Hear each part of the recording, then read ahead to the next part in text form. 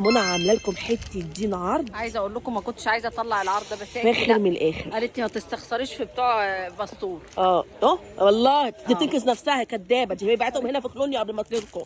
انا خايفه منكم هناك. هيعملوا منك شاورما. يلا بصوا بقى البيجامات اللي كانت ب 10 وب 12 و14 النهارده كلهم ب 8 يورو بس. تصفيات قولي تصفيات مفيش تبديل. كل واحده تبقى عارفه المقاس. مفيش كل اللي جاهم هنا اخدوا مقاساتهم يا بنات، كله عارف، واحد عارف مقاسه وخد مقاسه. انت ساليني يعني مثلا اقول لك دي مقاساتها كبير، دي كده فاهمه بالظبط كده. دي ما شاء الله كبيره ازاي بالظبط كده 3 اكس. في منها بقى اللون ده ولون البوردو ولون الروزه.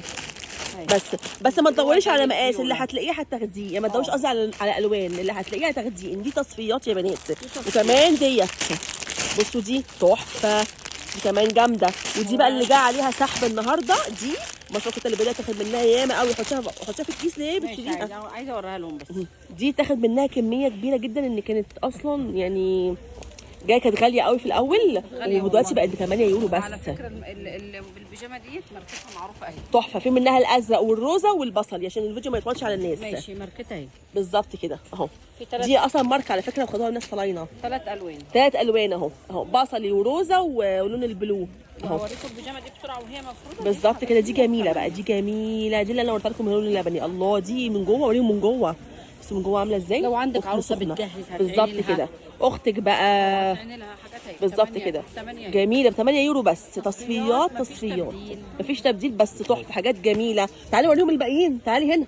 دول عادي، دول بقى اللي هم القطن العادي. خريف اللي انتوا عارفين. بس شيلي البرفان ده عشان اوريهم 8 يورو برضو. 8 يورو بس. دول برضو اتاخد منهم كميه النهارده. انا لما جيت الله اكبر الصبح كان والله العظيم ياما جدا، بس ما كنتش عارفه اصور عشان الناس كانت كتير واقفه. بصوا بقى هي اشكال كتير. بالظبط. في اللون ده، هاتي اللون ده، هاتي اللون الروزه من ده جميل اهو. لا اهو شايفين اللون ده تحفه. وفي الروزه بتاعه اهو. بصي كمان خليه يوريه لهم في هم فاتحين.